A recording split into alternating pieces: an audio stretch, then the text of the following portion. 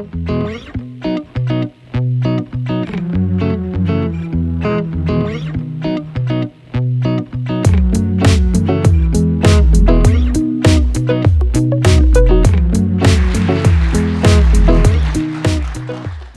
you. Thanks, Diana. We want to talk a little bit about the farming that we do at the Field's Edge, which is located near Lidditz in northern Lancaster County.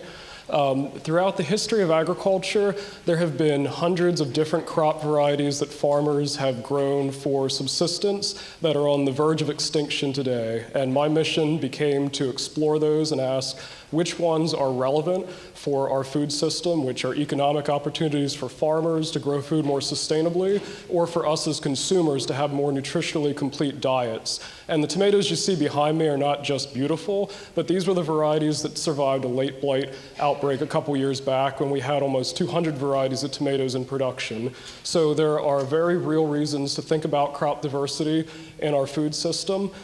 And we have projects that range from exploring alternative foods like sesame, because it's a drought-resistant oilseed that has a lot of potential as a value-added crop. And we have mizunas and sorrels and kales that can be used in baby salad mix that are several times more nutritious than lettuce. And if you think about the landscape, if you think about our modern diet, which pretty much we all in this room share one that revolves around 10 or 20 different species of foods, and you think about our farming landscape, the land is a reflection of how we eat. When I think of home, being born and raised in Lancaster County, a cornfield is often what comes to mind. And this is just a thin slice of what farming has looked like here and in other parts of the world. And so we're interested in crops like low-heat tropical chilies that have all the nutritional value of hot peppers, but without the heat. And so we often bring chefs into our work so that we can learn to take something that is unique and find out how do we make it palatable for all of us. So the milkweed capers that you see at the lower left-hand corner of the screen, they are from the common eastern milkweed, Asclepias syriaca, which is native to the eastern United States. And in farms of the past, wild plants used to coexist along with cultivated crops in fence lines and hedgerows, and these are some of the features you don't see in oceans of corn. But milkweed flower buds are perfectly edible, and when they're lacto-fermented, they work just like Mediterranean capers, which gave chefs an opportunity to put local capers on the menus at area restaurants when they're in season. So these are the kinds of solutions or crop choices that we're interested in, and I'm a first-generation vegetable farmer. My grandparents were commercial flower farmers, but sold their farm in the 70s, long before I was born. And one of the things that struck me, first I should say I had the privilege of growing up with them, learning some of my Pennsylvania Dutch foods from my grandma and gardening with them both. And one of the things that struck me about their lives is how hard they worked. Farming for them was physically, emotionally, and economically difficult. And that still hasn't changed. The majority of medium and small-sized farms in Pennsylvania, the last time there was a major survey done, are not making a living wage. And why is that? We have all these possibilities to create niches in our food system that can be an antidote to commodity crops for farmers. So sometimes this looks like a neon-colored salad mix that I grow over the winter to talk to restaurants and consumers about why these greens are healthier. And as a farm, I can command a higher price off-season, and we can skirt some of the pest and disease issues that we normally have during the summer. So we have about 12 acres in production. About 8 are vegetables, plant breeding, and seed projects, and we have some pastures, hay fields, and orchards as well. And often there's so many crop varieties that we have access to these days that we start with everything. If we want to look at new market classes for lettuce, we grow 40 varieties and hone in on 2 or 3 that we're interested in. And if the project is worthy of continuing, they might become the parents for new varieties that we're breeding. And so what chefs are great at doing is creating an encyclopedia of different flavor experiences when they try crops that are new to them or different. So purple sweet potato starch actually works like a non-dairy thickener for vegan cooking, and so on and so forth. And I'm sorry, I think I'm double-clicking. Some of these experiences and lexicons that we create with chefs gives us the opportunity to take something like our bamboo patch, which was a 1/4 acre of invasive plants, and turn it into over 1,000 pounds of edible shoots every spring. These are lacto-fermented, pickled, turned into curries, chutneys, and shared with friends from Southeast Asia who have an intact culinary tradition of using this plant. With seed saving too, we have the opportunity to ask, what are some other crops that farmers can tap into with what they're already growing? This variety of corn behind me is one of my favorites. It's called Spin Rosso della Valsugana, and it was almost extinct a little over 10 years ago. A food historian brought this strain of corn to the US and distributed among several farms. And when we planted it in 2012, we grew a 1/4 acre, and 10% of the plants stood at harvest, the rest blew flat. And so when you work with heirloom varieties that have been kept by 1 or 2 gardeners and you scale them up to a farm scale, there's often a lot of genetic work you have to do. And so over the course of selecting the nicest plants each season, we have this variety to the point where we can harvest it with a mechanical corn picker and harvesting equipment and grow it on a really large scale.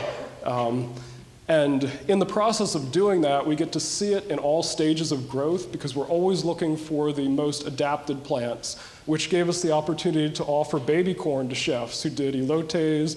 They put it in burrata and did all kinds of creative things that I never would have thought of. Some turned our roasted cornmeal into pastries.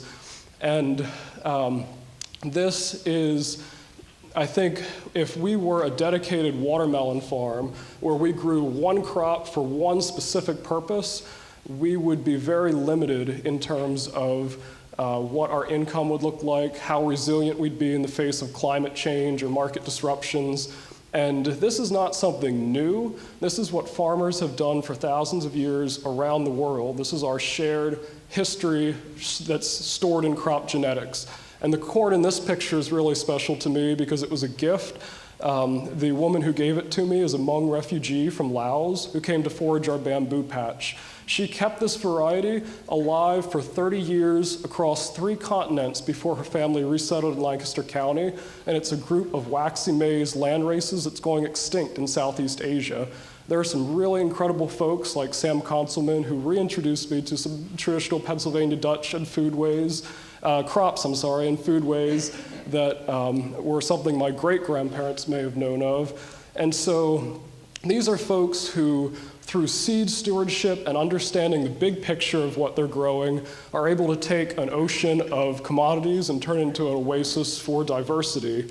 And this is relevant to what we do every year because we're trialing so many different crops that we want to explore all the possibilities. If we hadn't been mentored by these folks, we wouldn't have known that pumpkin vines and leaves are edible and nutritious and great in curries and as a pasta substitute, or that when we work with fruit breeding, we have to have a really long-term perspective on what we're doing. What are the needs of farmers 5 or 10 years from now? What are all the factors we should be considering? Because we can't really go back and change something, just like we can't get some of these crop varieties back once they're gone. And sunchokes are a great example.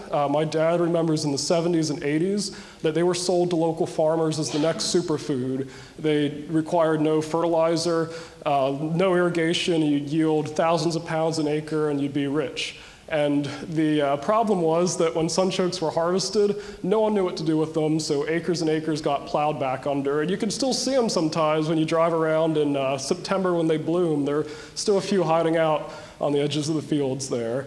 And that's not a problem now. 10 years of chefs and restaurants and creative foods have led to what could be cookbooks about sunchokes.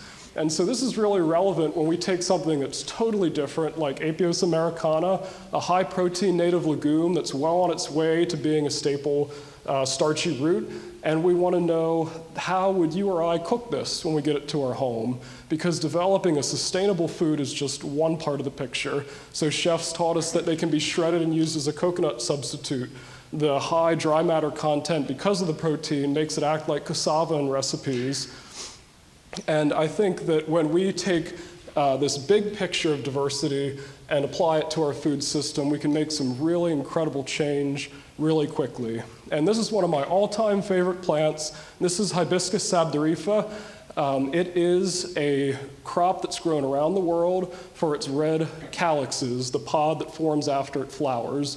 It's called agua de Jamaica in Central America, carcade in Egypt, and a host of other names depending on which culture is producing it. But in India and Southeast Asia, it's one of the most popular leafy greens, and it's used similar to kale as a braising green. The taste is like sorrel, and one serving size of this plant is equivalent to 70% of your daily vitamin C needs. So there's this huge need locally among our new American communities to be able to find this plant because it's important to traditional diets, and currently there's no way to produce seed in our climate because the varieties we have are not adapted to flower here in Lancaster County. So junctures like this are where we have an opportunity to create real and lasting change. And there's often a question of how productive can small farms be. And I like to think productive not just in pounds per acre, but nutrition per acre. And so here's something that's super nutritious, and when we've commercially produced it over the last 3 years, the yields are on par with kale, spinach, and other greens that we commonly eat every day and that farmers grow here. So it doesn't take much to shift our framework a little bit and to bring some of this crop diversity back. And so these are some of the brassicas that are cross-pollinating with the wild broccoli rabe that I'm just realized I skipped when I double pressed my clicker a little while back. So if I have time, let's reverse for a moment. I apologize. So this plant found its way onto our farm in a commercial grain planting. And a lot of farmers consider it a weed, but it is the wild relative of turnips, broccoli rabe, choysum, mizuna, and a lot of greens that are now commonly eaten. We noticed it because after a freeze killed everything in our fields, the greens were still alive and vibrant, and chefs loved them. So we had a crop from January to February, and then what's more, it bloomed in the middle of March. So we had fresh vegetables when there was nothing else on the market. They were incredibly tasty, and there was so much that they started pickling, preserving, fermenting, powdering, turning these greens into pestos. We started digging the roots for horseradish substitute. So something that, with a little bit of food culture, had been seen as a weed, suddenly became a huge asset to our farm. So fast forward to where we left off. This plant has started to mix with the other Brassica rapa that we grow on our farm. It can cross-pollinate with Chinese cabbage, with mizuna, tatsoi, and so it's starting to adapt to our farming needs and the diversity of crops that we have. And one of my favorite stories from my grandparents is that when we came to our farm now, it had been a tenant farm since the 1940s, and the soil was in really bad shape. Less than 2% organic matter. We did an earthworm core sample of 6 acres and found about that many earthworms. And my grandpa's tradition taught him that turnips are what you grew to return health to the soil. And so his first act was to get as many massive totes of turnip seed as he could find and plant the whole property, and none of it grew, sadly, but maybe not sadly for us, because boiled turnips got a little old by the end of winter. And so in some ways, what we're doing now, coming back to how I began this section, is not something new, but a process of adapting. And I think that when we learn from elder farmers, we learn that they're masters of adaptation, especially seed keepers. And so while these aren't grandpa's turnips, and they're certainly a lot tastier than turnip mash all winter, they have returned health to our soil. And in the fields where we grow the most brassicas, we have the highest earthworm counts. Now that same field where we found 6, you can shine a flashlight at night after the rain and count dozens pulling back into their burrows. The more brassicas you plant, the more it increases your soil redox, but that's another talk entirely. So we have real power as eaters and growers to change the way our landscape looks, but unless we help these foods to take root on our plate as well as in the field, they're not going to last, and that's been repeated time and again, but I think that's a message of hope, because if we change the way we eat a little bit, then we can change our food system for the better really quickly, and produce foods that are healthier for farmers, eaters, and the planet. Thank you.